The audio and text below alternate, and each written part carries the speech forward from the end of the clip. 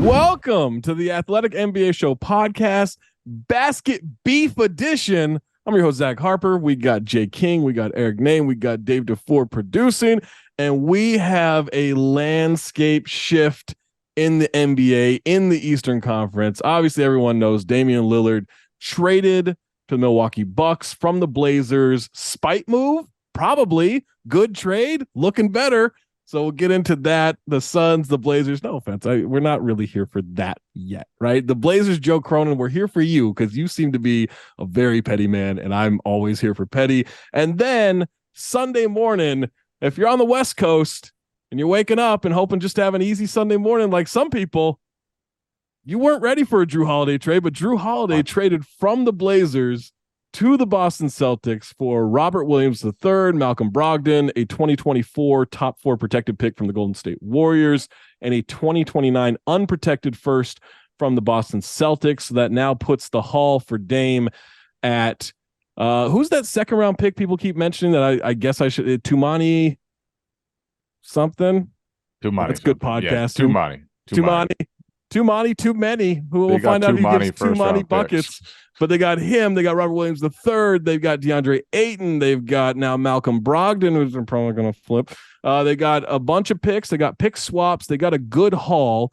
But Jay, I want to start out with you. We're going to get into the beef of it all. But how much did this put the Bucks in the driver's seat in the Eastern Conference until Jrue Holiday was traded to the Celtics this morning? It was. I think those two teams, to me, and you're gonna disagree because you will always believe in the Heat, no matter how many starters and rotation players they lose from the playoff run. When they stop making the finals, I'll stop believing in them. How about that? To me, the Bucks and Celtics are on a different tier than the rest of the East. Yeah, I think Dame just totally changes what the Bucks can do offensively. It should unlock parts of Giannis's game, which is frightening because he doesn't really need anyone to unlock him. So the fact that now you're going to have to send two to his pick and roll ball handler and leave him with an open lane to the basket is just petrifying. And then the Celtics went out and got Holiday, and they gave up a lot to get him. Mm-hmm. Like they had to give up Malcolm Brogdon, who was Sixth Man of the Year, and Robert Williams, who is a huge piece of their defense and has been the guy who kind of lifts their ceiling when he's on the court the last couple of seasons.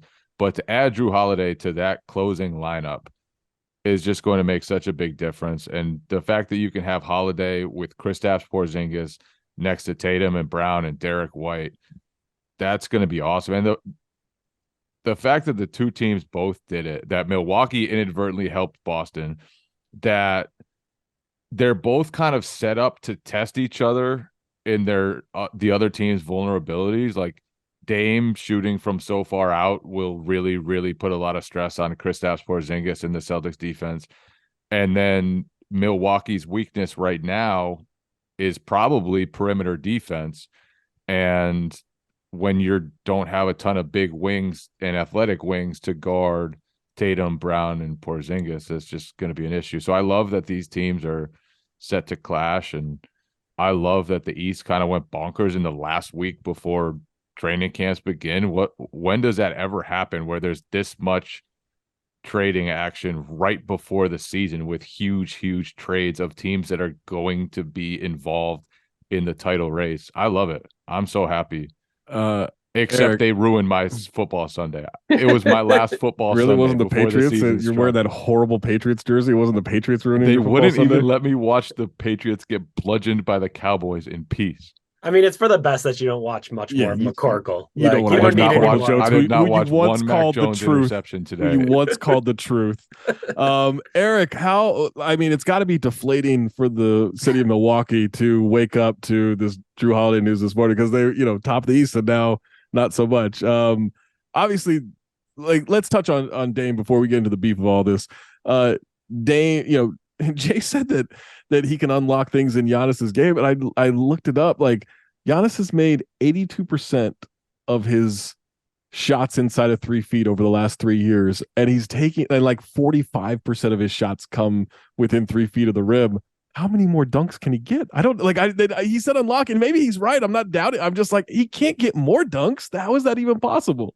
Yeah, I mean, I wrote about it this week, but it's kind of insane to think about like the ways in which the floor is just going to get stretched apart. Like Yeah. Dame is going to take teams out to 30 feet. In literally the whole goal of defending Giannis for the last 5 years is build a wall as strong as possible 5 feet in front of the rim.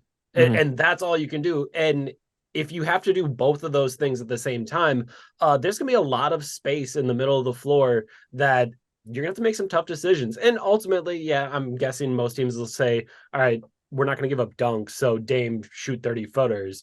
But I will say I've seen Dame Lillard hit a whole bunch of 30 He's footers. pretty good at those, yeah. He's pretty good at them. So remember when Paul George said it was a bad shot? Like, yeah, that was a bad shot. Look, we gave Paul George a lot of shit about that, but to be fair, it was a sidestep 38-footer. Like it's shot. It's not a great shot. You can do it.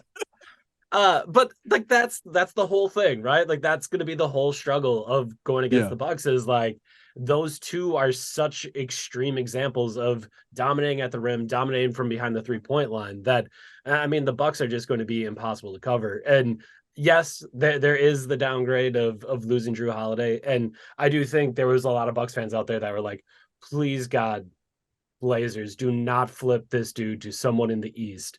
And they did. Yeah. And they flipped him to the Celtics. Like the one team that like if you don't like you're gonna have to go through the Celtics. That's kind of how this has been set up for the Bucks for years now, is like you got to beat the Celtics, and that's the team that gets Jrue Holiday. And I would guess Jrue Holiday will be quite motivated to yeah. Well, that so I've thought for a few years, and especially when Marcus Smart won that Defensive Player of the Year award, but to me, like, you know, whenever you talk to anybody, it's not that people like dismiss Marcus Smart's defensive ability. He's obviously very good at defense, but whenever you talk to any player, you're like, who's a defender you just hate going against? And Jrue is always like one of the first names, if not the first name. And so when they lose Marcus Smart because of the Malcolm Brogdon physical, right? Because we remember like Malcolm Brogdon was supposed to be in that trade for Porzingis, and they had to quickly rework it. You know, you lose Marcus Smart and forget the leadership, forget the playmaking, like defensively, that's a big piece. Even though they still have Derek White and they still have a lot of good defenders, adding Jrue back into that mix is big. But if there isn't a great defensive presence protecting the rim, Eric, I do think there's only so much Jrue can do, but having him is not a bad thing for the Celtics in any way. Like he's awesome. Yeah, I mean, I think it's a really fascinating juxtaposition between the Bucks and the Celtics, right? Like because the Bucks have very little perimeter defense. Their on-ball defense isn't going to be great with Dame. Like that's not something that he really does. Like they're going to struggle in that way defensively, but they have Brook Lopez, runner-up for Defensive Player of the Year last year. They have Giannis, one-time Defensive Player of the Year, multiple-time all-defense. Two dudes that are going to destroy at the rim. Like if you come towards the rim, they are going to just swat your stuff and get you out of there. Yeah. On the other side, you have the Celtics, who have all of the perimeter defense, right? Like any guards are going to be so annoyed playing against Derek White and Jrue Holiday every night. And Jaylen Brown. Let's not forget, like Jaylen Brown's really good. For Brown and then Tatum. So like they're going to switch and switch and switch. It's going to be a pain in the ass every single time that you play them.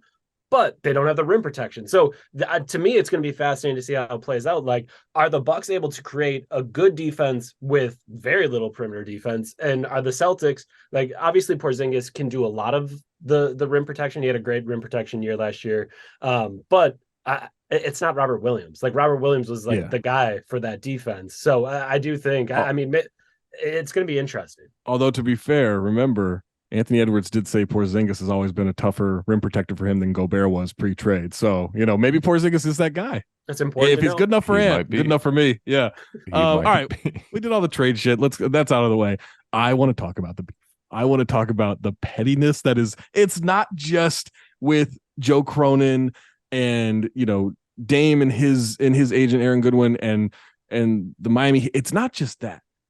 People, and I think this is part of fandom being so widely known now. Like not just with fans, but with media members and everything, and like the way things are covered.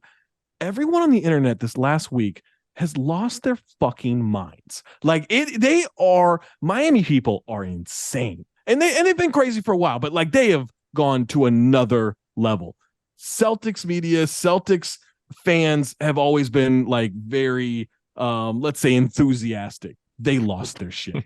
Like Blazers fans have been just like, all right, can we just get a good trade? Like we're losing our favorite guy. Can we just get a good trade? And then they've like had this like Miami element coming at them. So they're like, all right, fuck it. We used to be the crazy ones on the internet. And like, 10 years ago, 15 years ago, it was Blazers fans on like forums and comment sections, a little bit of Twitter.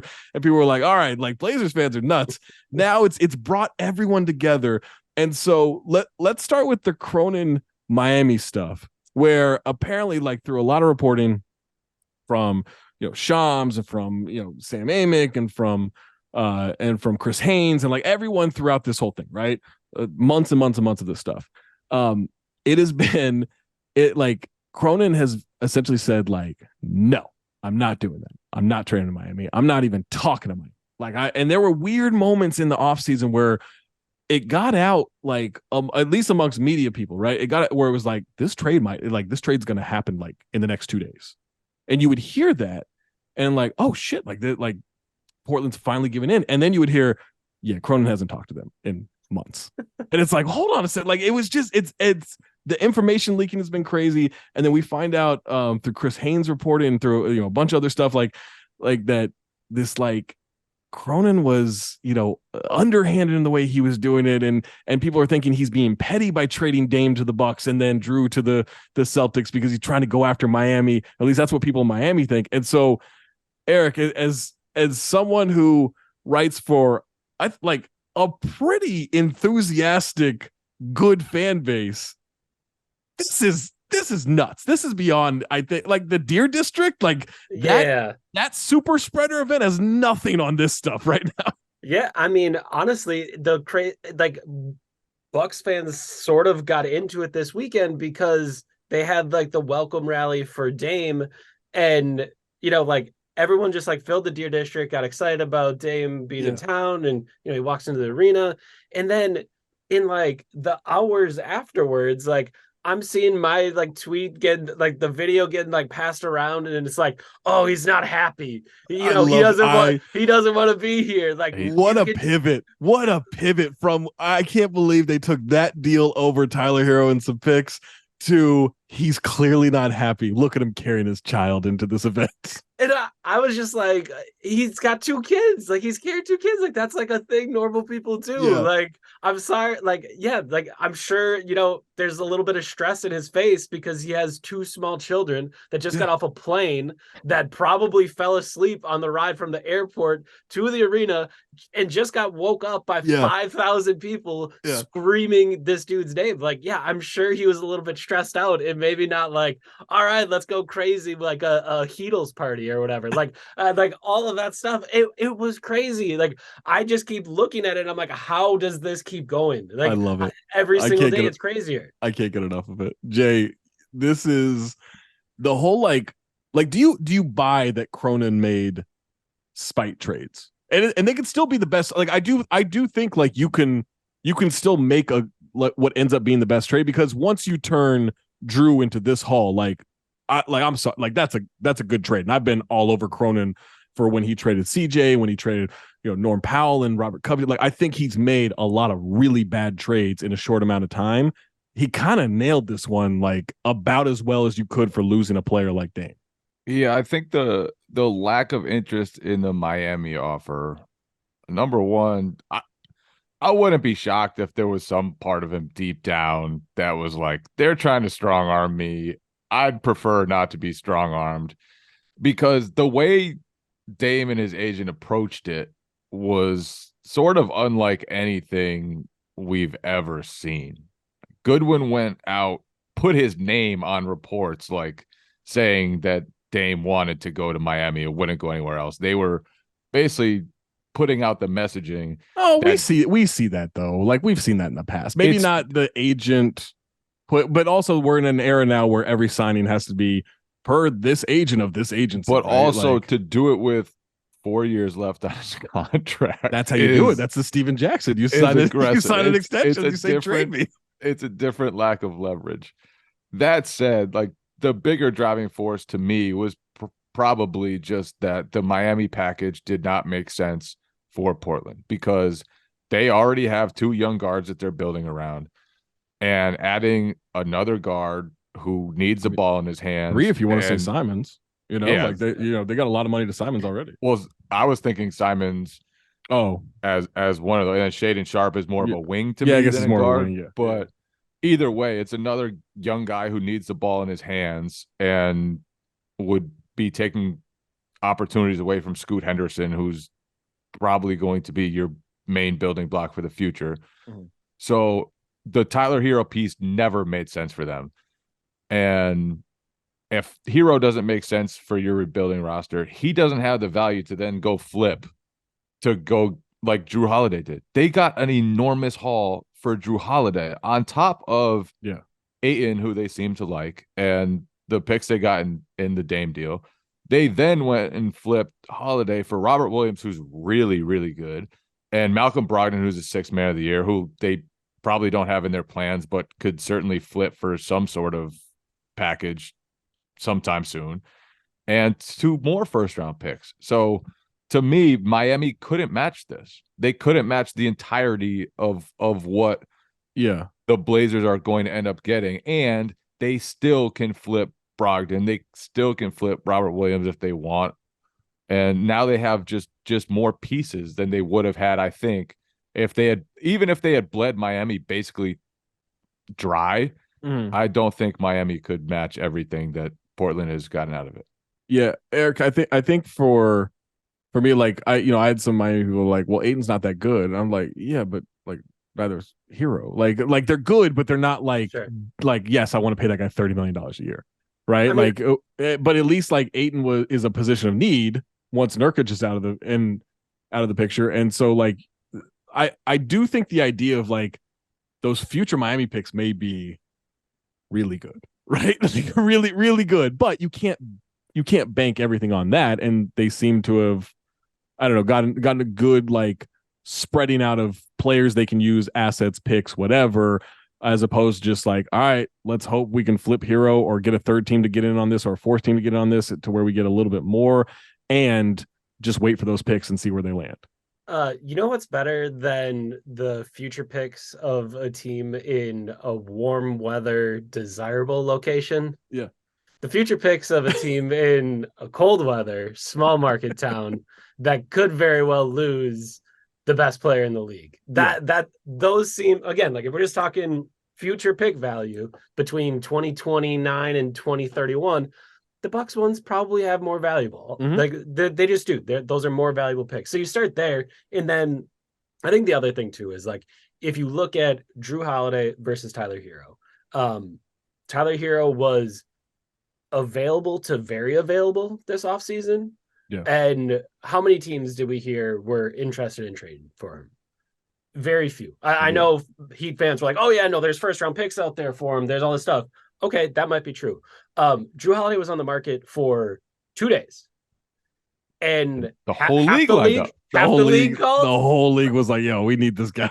Like half the league was like, yeah, we'll find a way to get this dude. Picks, players, like whatever you need. So to me, it's just like the main asset was already better. Jrue Holiday's better than Tyler Hero. I'm not offending Tyler Hero or anyone associated with the Miami Heat by saying that. Jrue Holiday's probably better. Are. Good point.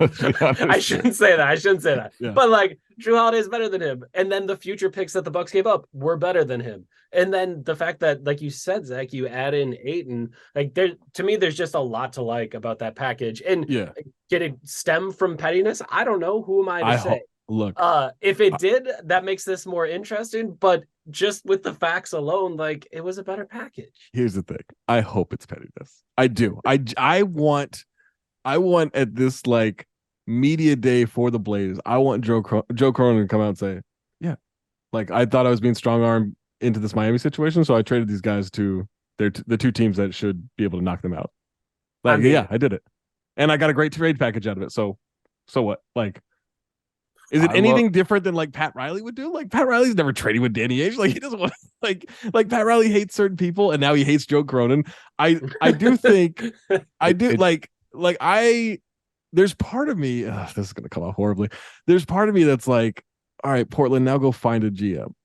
Like go find, like, I do think Cronin is if all those reports are, relatively accurate, like there's always going to be, a source trying to skew certain things or whatever. But if they're relatively accurate, to me, it's a little too emotional for that job. But you also don't want to be so emotionless like a Daryl Morey where you can offend people that way, right? Like, I think there's a better balance there. I do think their front office drafts really well. Like, I think that, like, that's the part that's impressive to me, but I don't trust them in a lot of trades, although maybe it took a couple of bad trades early on to figure out what that trade market should be and how you're supposed to, to move that whole thing.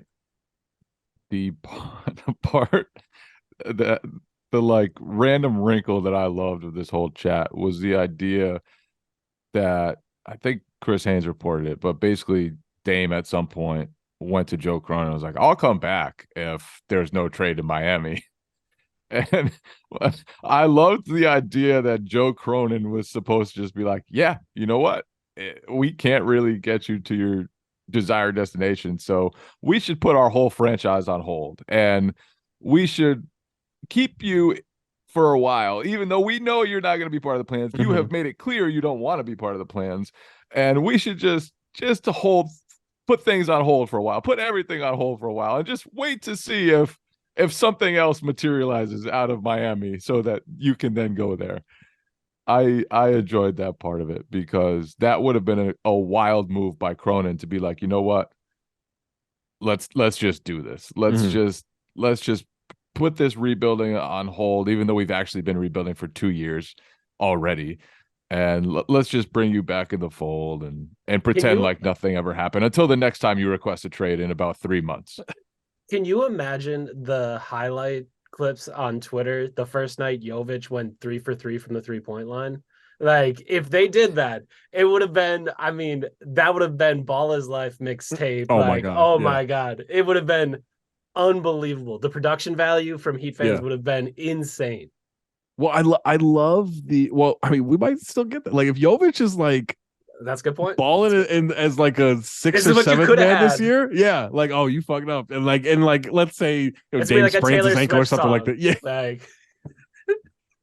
it's like I feel like I'm getting into trade deadline mode or like right before free agency where like generally I try to approach a lot of these things like, why is this being leaked? Why, like, let's be smart about this. And the week of the trade deadline, I'm like, I choose to believe every rumor.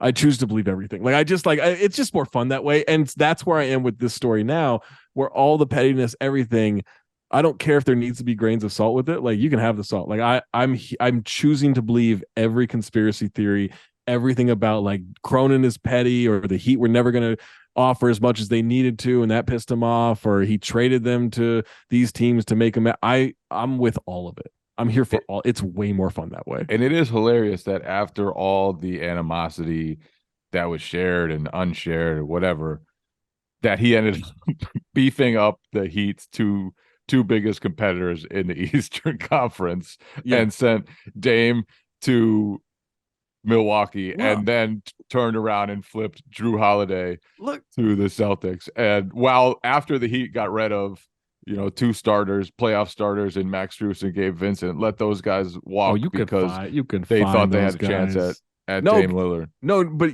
the problem in the past is they have paid these guys, right? They paid Hassan Whiteside. They paid Deion Waiters. They paid Duncan Robinson. They paid them.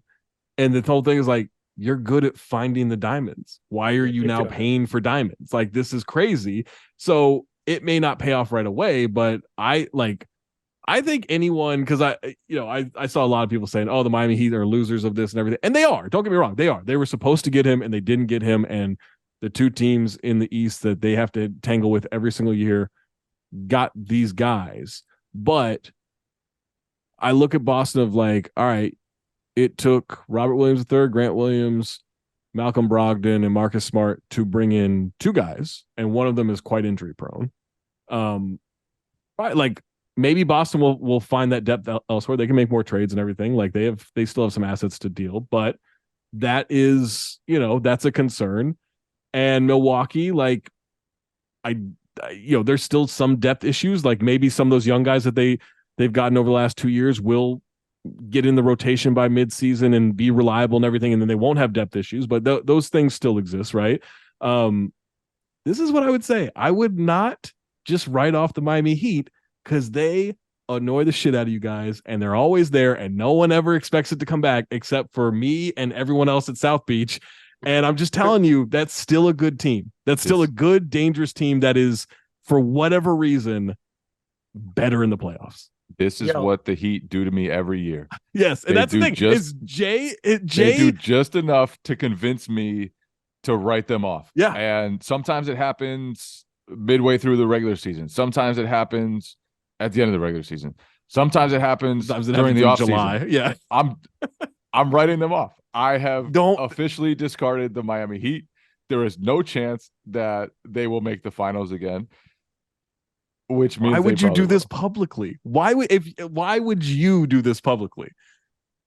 This is an annual tradition. I think when they were up 3-0 on the Celtics, you were like, I'll never doubt the Heat again. And then 5 months later, you're like, nah, these guys suck.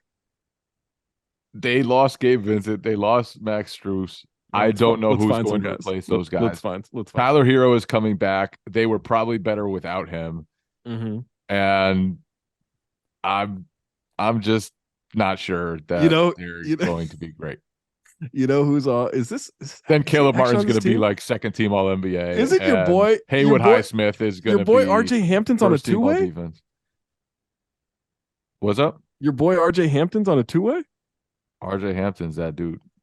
Well, okay, but I mean, he's apparently on the Heat on a two-way. Like Jamal Cain. That was a great pickup. Okay. Oh no, you're already going the wrong direction. See, he's already. See, Eric. Like, I think it's less of a concern for the Bucks, although we still do have to figure out if Giannis. I really saw RJ Hampton score 27 points in a preseason game. It was like, you know what? This dude is gonna be. You were counting summer league rebounds a year ago and annoying the shit out of me in Vegas. He murdered like Theo Pinson or somebody in a preseason game, and I was all in. Eric, now we still don't know if Giannis was afraid to guard Jimmy Butler when he gave 50 plus to Jrue Holiday, or if he was just trying to get Bud fired, or if he's just like, hey, Bud said not guard him, I'm not going to guard him. We don't know, right? We don't know, or maybe we do know, and we're just not saying. But is there a world in which the Heat can upset this Bucks team? Yes, of course. Like you're just countering Jade. We're hedging this whole podcast. No, this is what I'll say. I in person watched Jimmy Butler score 56 points almost exclusively on Jrue Holiday. Mm-hmm. That is one of the most insane performances. He never scored 56 on Pat Connaughton though. Eric, one of the craziest bouts of confidence I've ever seen is they're down 6 with a minute and a half to go, and he's yelling at Jrue Holiday, I own you. You're down 6 in fourth quarter, like a minute and a half to go, and they end up winning. It was insanity. It was the most impressive performance I've ever, like, I shouldn't say that. Giannis closed out 50. Yeah, that's pretty good. That's pretty good. Yeah, but pretty good. I've seen some good ones from that guy, and 56 from Jimmy Butler is like right in the conversation for some of the craziest stuff I have ever seen. It was lunacy. So if that dude's on the team, they'll find a way. Like, think about who was covering Giannis this time around. Like, oh, we're just gonna have Kyle Lowry and Kevin Love take charges. It worked. Like, obviously, like the plan wasn't to hurt Giannis, but it did happen. But right after that, like all of a sudden, there you go the other way, and the Heat upset the Bucks, and it's a wrap. Like I refuse to doubt them. But that's where Dame Lillard comes in for the Bucks for sure. Because first of all, they were like 15th in offense last year, I think, like totally average offense. Part of that was they didn't have Middleton for half the season. When he came back, he wasn't himself. But part of it was that they have never had, with this group, somebody who can stretch the court well beyond the arc. And there's a few people in NBA history who can do it like Damian Lillard.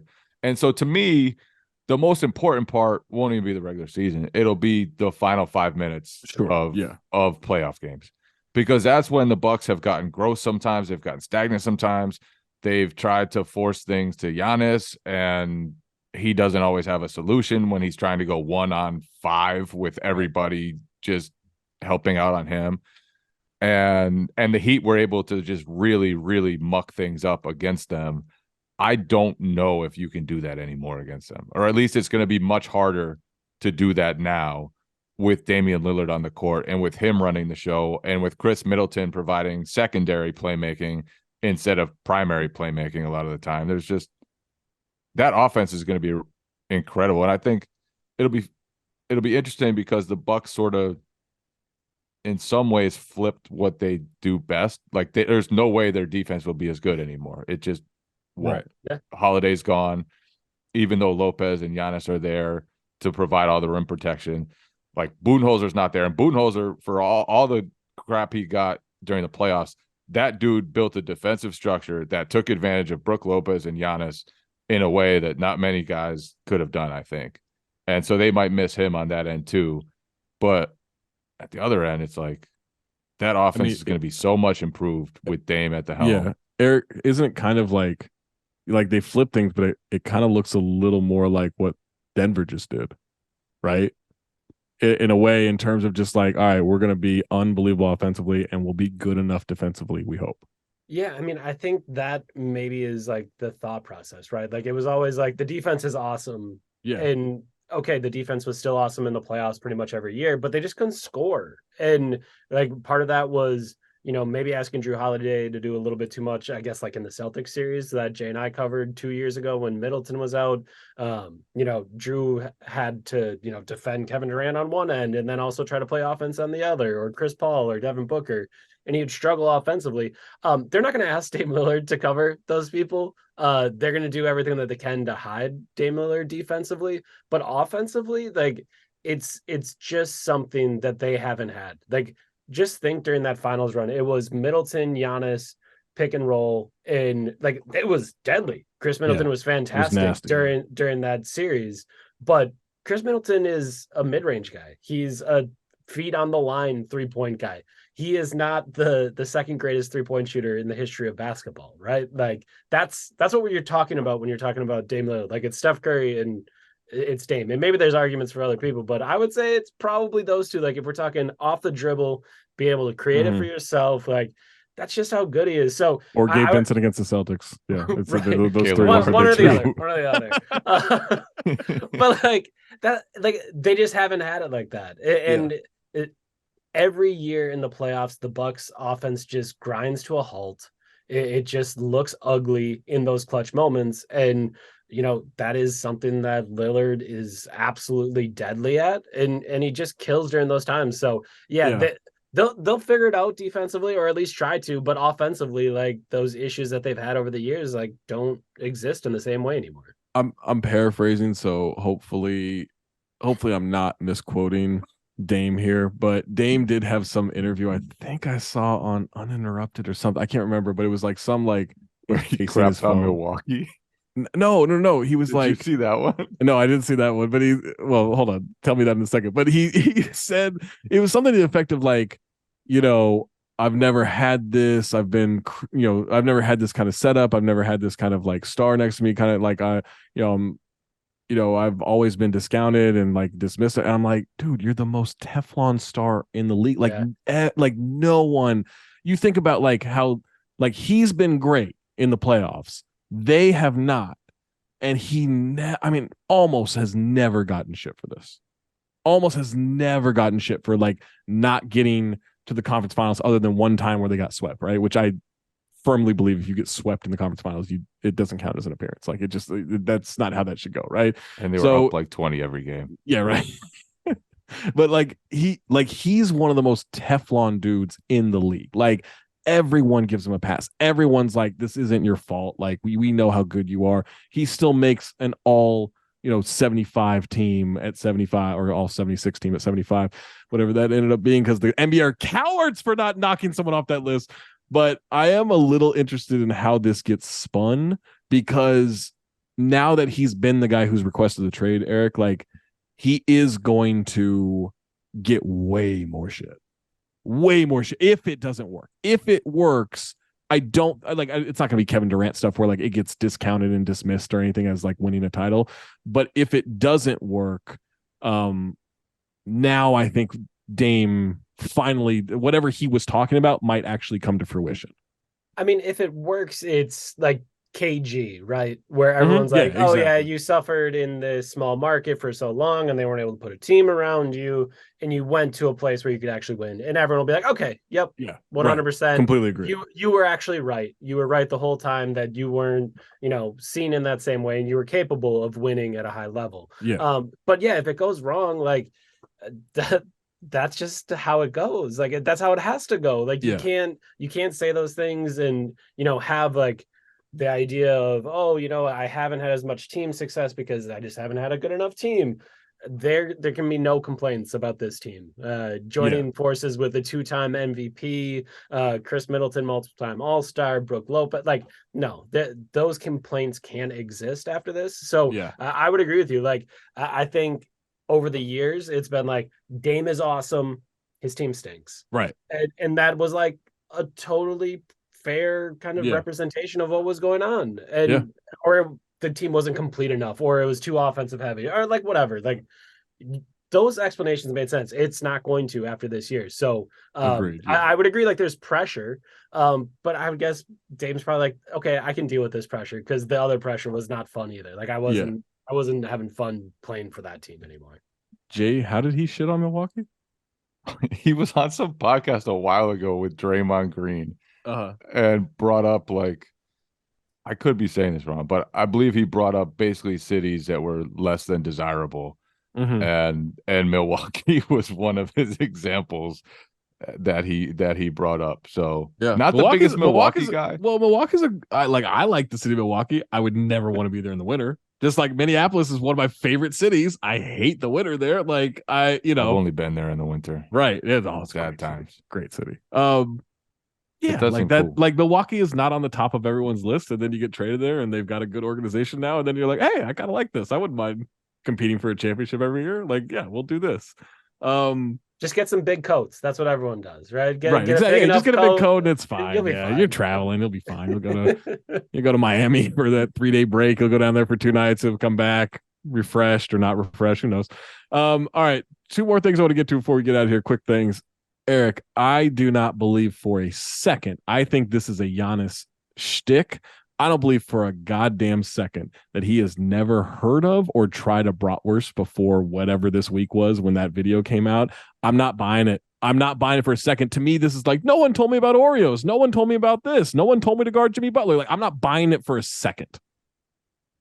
So I don't know how recently you've attended a game in Milwaukee, Zach. I don't not since the Yijan Lin, Joe Alexander. So it's been a little scrimmage. while. Yeah, it's been. I mean, look, Michael Redd put on a show that night, though. Let me tell you. I don't doubt that. That dude was a bucket. Yeah, Michael Redd is a legend. I would say Jay has probably seen this. There's something called the Bratzuka at Bucks games. I'm on my way. I don't. You don't say no more. I'm on my way. Like instead of a t-shirt cannon, like there's like a thing that shoots brats off during the game. Like that's a thing that has existed at Bucks games. So again, maybe he's so in the zone, sure, just he's like locked in, right? Yeah, locked in the moment, and you don't realize what's going on. But I will say, like, if some brats are getting shot off into the crowd, you're gonna be like, "What is that?" Like you didn't ask one time. I don't know if I believe it. I don't buy it. I don't buy it for a second. All right, last thing. How do we think Yusuf Nurkic fits on the Suns? Actually, guys, we're out of time. Make sure you subscribe to The Athletic. Make sure you're getting all the coverage. What were the Suns doing, by the way? No, hold on. I need to talk about the Suns for a second. I like it.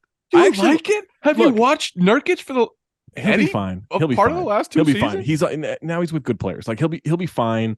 He was with Dame before. Dame's played like 9 minutes the last 2 years as they've been tanking. If Nurkic is the same as he's been the last 2 years, they just traded their 4th best player. And I know they didn't like Aiden, and I know there were problems with him and everybody in that organization, or a number of people in that organization. I know they didn't think he was the most serious basketball player of all time. Nurkic has been bad. Nurkic is a downgrade, and they got rid of their fourth best player for a bunch of guys who probably won't help very much. Grayson Allen might be like their fourth or fifth best player, though, which is pretty sad. You saw their signings. Grayson Allen helps. Grayson might help. Yeah. If he's got to be better than Josh Okogie and like Keita Bates-Diop, like that, like if he's better than those guys, like that helps. I can't believe I'm going to say this, but there's part of me that was like, if Nasir Little, can get a little consistency there, like that's a good pickup. Like that's where their pickups are from this summer. And then Nurk, I think having an adult there, whether he is at his peak, like he's an adult and he's someone that like is fine. And I do think there's consistency there that would help, even though Ayton's more talented at this point, is at a way better point in his career. I do think there's part of me that like believes like just having a guy who's not a malcontent, like clearly didn't want to be there last year, clearly wasn't a part of that. And Nurk I still think is solid enough. Like he just has to be solid enough. It's about like just getting those guys to moments where they can score and take over games. As someone who watched every assist Nurkic made last year in the last couple days, so what have you been doing? Yeah, it's a lot. Hey, you gotta check out the role game that he can get with Dame. What does the floor look like? Right. I gotta say, he can move the ball. He can move the ball. He can move the ball, and there's a lot of dudes on that team that might not want to move the ball. He can move the ball, and those things will both be helpful. Those are big screens. Helpful. Yeah, those are big screens too. He's a big fella. Yeah, I get it, and I don't enjoy giving away good players. I think that's a bad idea, especially good young players that you drafted high. Probably don't do that. But as far as fit, like I can see the idea of. I mean, I hate the idea of addition by subtraction. I think that just means like you're admitting we screwed up. But if you're gonna admit you screwed up, this isn't the worst way out of it, I guess. Look, over his last 5 years, 14 points, 10 rebounds, 3 assists. Now, granted, you know who else does that? Jonas Valanciunas. You know who else I wouldn't want on my team? Jonas Valanciunas. What? Oh, buddy, you need to watch more Lithuania pick and rolls. That's gonna do it for us. In FIBA. Oh, put him on my That's gonna do it for us. Make sure you subscribe to The Athletic, the 2 contenders of the East. Eric Dave and Jay King covering both of those teams. Make sure you're checking out all that trade coverage. We got all the media stuff happening this week. You will get preseason. You will get rotations. You will get everything that you will need to prepare for this NBA season. Make sure you subscribe to The Bounce. Free newsletter. We don't do anything free except for, well, this podcast is free. All right. The podcast and the newsletter, both free. theathletic.com/The Bounce. Make sure, what else? I don't know. If it's The Athletic, just subscribe to it. Just do it and check out the New York Times. And I don't know, like maybe buy your mom something nice before the season starts if that's what you're going to do. Buy her a subscription to The Athletic. Who knows? Your family will love it. For Eric Name, for Jay King, for Dave DeFore, I'm Zach Harper. Keep it locked on The Athletic.